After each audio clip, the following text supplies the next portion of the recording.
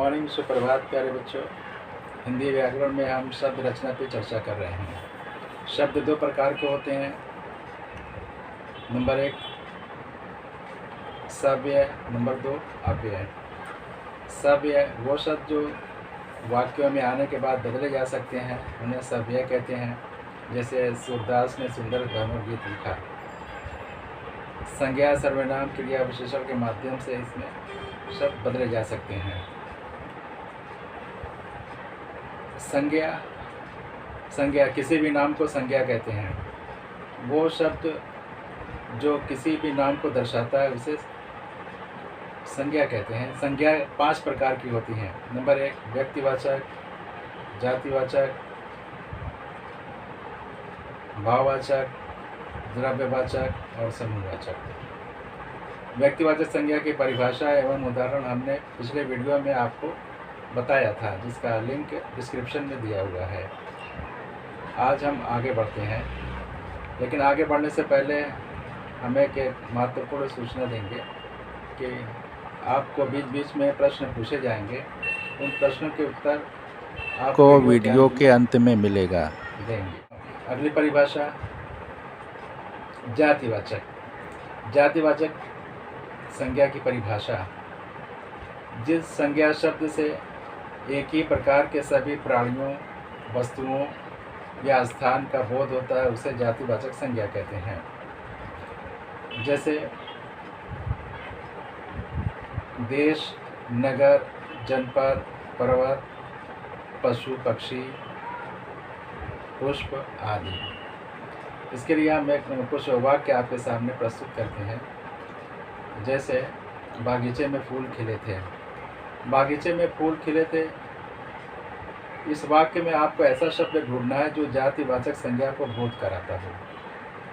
इसमें जो है पुष्प यानी कि फूल, बागीचे में फूल खिले थे यानी कि फूल जो है वो एक ऐसा शब्द है जो फूल की तमाम जाति का बोध कराता है। तो ये फूल जो है वो जातिवाचक संज्ञा है। इसके अलावा मैं दूसरा प्रश्न पूछता हूँ, जो आप इसका उत्तर आप कमेंट में लिखेंगे या इसको लिख के रखेंगे। जैसे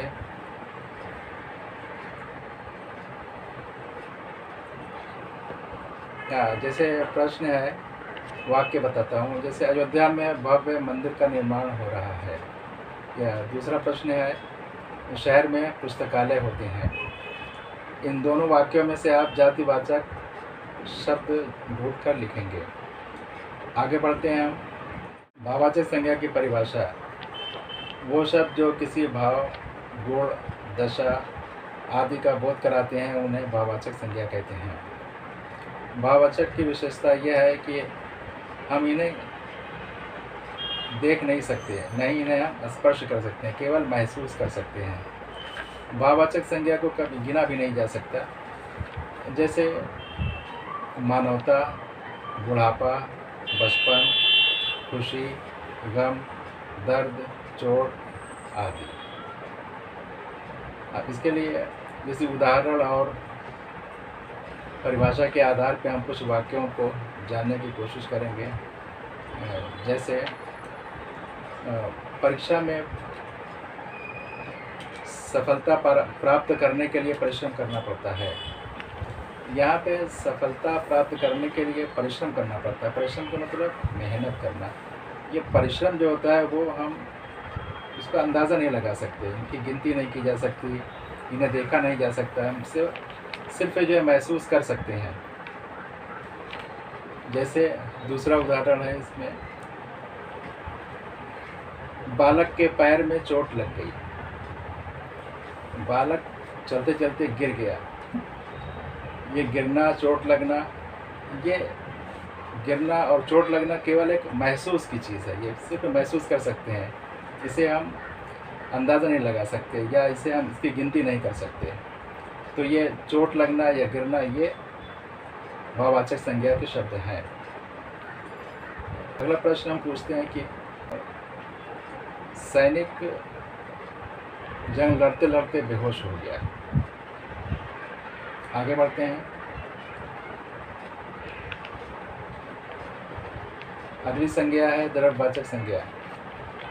द्रव्यवाचक संज्ञा, इसकी परिभाषा, द्रव्यवाचक संज्ञा की परिभाषा,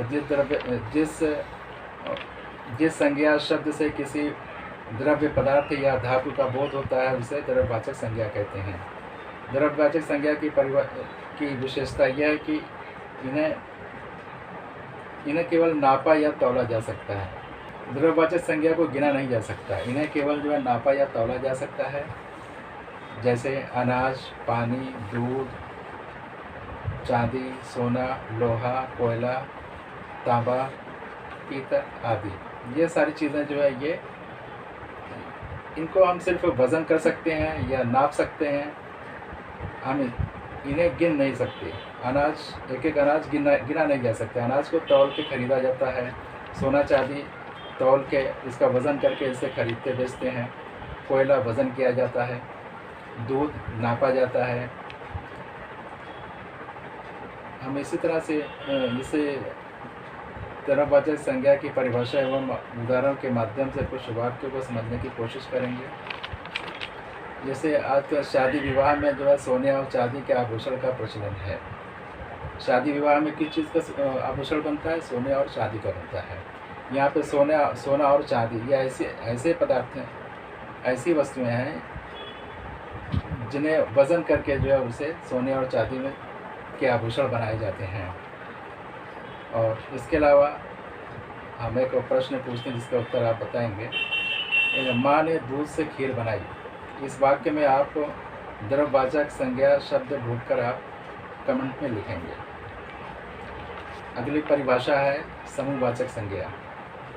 समूहवाचक संज्ञा की परिभाषा, जिस संज्ञा शब्द से किसी समूह या समुदाय का बोध होता है उसे समूहवाचक संज्ञा कहते हैं। जैसे गांव में रामलीला के मंच पर सीता और राम को देखने के लिए ग्रामीणों की भीड़ उमड़ पड़ी। यहाँ पे भीड़ शब्द जो आया है, भीड़ शब्द जो है ये किसी एक समुदाय के लोग एकत्रित होकर रामलीला के मैदान में जमा होके वो समारोह देख रहे थे। इसके अलावा कक्षा, भीड़, सेना आदि ये सारे शब्द जो हैं वो समूहवाचक संज्ञा को दर्शाते हैं। कक्षा में विद्यार्थियों ने शोर मचाया। यहाँ पे शोर कहाँ पे मचा? शोरगुल कहाँ पे हुआ? कक्षा में। कक्षा में बहुत सारे विद्यार्थी होते हैं। ये कक्षा शब्द जो है ये समूहवाचक शब्द को दर्शाता है, एक कक्षा को बताता है। इसी संज्ञा की परिभाषा और उदाहरण के आधार पे आप अगले वाक्य का उत्तर बताएंगे। दुर्घटना देखने के लिए भीड़ जमा हो गई। इसका उत्तर आप लोग चुनकर लिखेंगे। हमने जो आपसे प्रश्न पूछे थे उनके उत्तर ये हैं। पहला वाक्य है, अयोध्या में भव्य मंदिर का निर्माण हो रहा है। यहाँ पे मंदिर शब्द जो है वो जाति को दर्शाता है, इसलिए मंदिर जातिवाचक संज्ञा है। शहरों में पुस्तकालय होते हैं। शहर शब्द वो तमाम शहरों को दर्शाता है, इसलिए यह शहर जो है ये जातिवाचक संज्ञा है।